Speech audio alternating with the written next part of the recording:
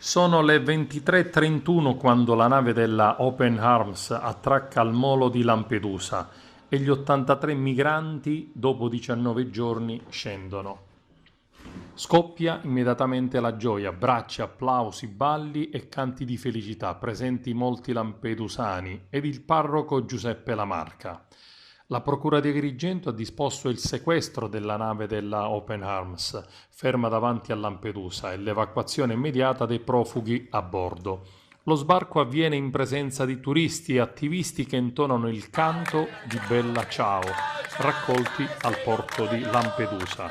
La decisione arriva dopo la visita del procuratore capo di Agrigento, Luigi Patronaggio, a bordo della nave e l'annuncio della Spagna di aver disposto l'invio di una nave militare per prendere a bordo i migranti e portarli in Spagna.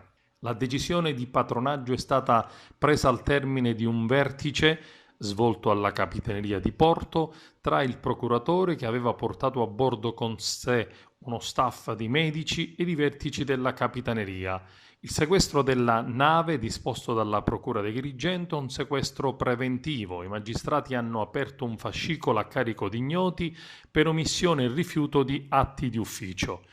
Immediata la risposta del ministro dell'Interno, che in diretta Facebook ha commentato: se qualcuno pensa di spaventarmi con l'ennesima denuncia e richiesta di processo si sbaglia.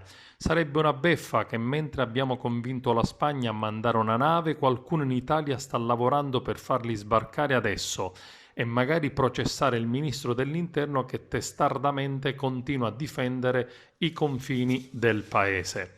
Nel frattempo, in poche ore, oltre 6.000 firme ha raccolto la campagna online Fateli scendere, lanciata dagli avvocati di MGA, il Sindacato Nazionale Forense, su Change.org.